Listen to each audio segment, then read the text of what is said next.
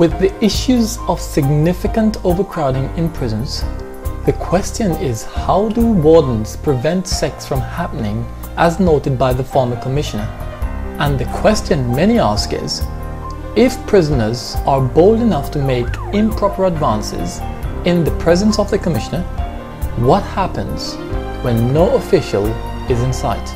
You lock him down and you leave him with the next person. You can't stop him.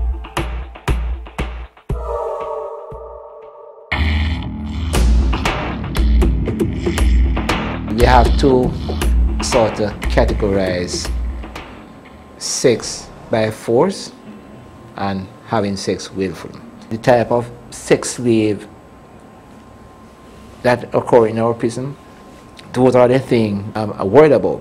What is being done? As it relates to our program in the prisons, we're not particularly exposed to the sexual hazards. I'm not quite certain what they are, but in general, in prisons, from the research, from the background, we do know that these things are possibilities. In terms of it being documented by the National HIV/STI program, we have no such documentation. I'm not sure if the Department of Corrections does, but that information is not shared with us. There are certainly well-established allegations of rape and homosexual rape, clearly, and of abuse, women on women in female prisons, both sexual and other abuses. Many of these things are not discussed. It is happening, it is in the system, it is not any, what we call it, bull story. It is reality, it is facts, it is happening. It's in the system, it's big time. And like I said, it's not just inmates, it's coming through officials also. The response is normally from the caretakers, the prison authority, is usually one of non-importance. It is not a responsive mode that is being put in place. The loss of dignity and pride from such act, the humiliation of these inmates, is something which takes place, I want to say daily. But how does the authority respond to it? They respond by being in denial. I will tell you, you see, during the nights, as we all see in the movie, these things happen. An inmate who goes through these abuse will never come out and speak.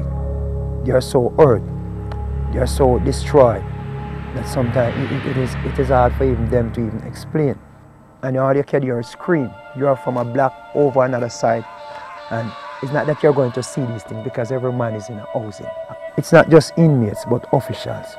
You'll find to see some of the people who are involved into these things inside the prison system. Also, there have been blatant reports of gang rapes. Those I've worked with on and off told me that they have seen that happen. A certain amount of males coming together, ganging up on one male and having, sex with him, and each one would take their turn. And there are some subtle cases where a person would complain about being injured, their back being injured, or they got a fall 10 years ago and now develop a urethral discharge, and you would know definitely that it was due to sexual activity. One will not see inmate abuse in a sense, but like I said to you earlier on, you will have an inmate that are very violent, disrespectful to his officials. His official will in turn discipline him in a manner that he will put him among even individuals like these, to fall him a victim, a prey to these tendency of homosexual into the system. I have seen whereby correctional officers simply say to spouse of an inmate, being attractive, being there to support their spouses. The question is being asked, do you know where your boyfriend is placed? He's on the homosexual block. And that is used as a weapon to gain companion, friendship with inmates' girlfriends. And I've seen it traumatize inmates over and over to the point of wanting to commit suicide. People who are not well off to protect themselves, who are not conscious in their mind, find themselves into this situation. And when you find them want to take advantage of these individuals who comes into the system, sometimes you have to lie in your house and just, you can't do anything. You can't do anything. All you have to say, why, if you ever find yourself in a situation like this, what would you do? How would you deal with it? So it becomes, in a sense, that, as I said to you, violent blood, death occurred through these things. I can remember one occasion while I was in the Spanish Town prison. A gay, a homosexual fellow was, I don't know what it was, an argument, but he had a steel was run through the other inmate. It wasn't about his type of behavior.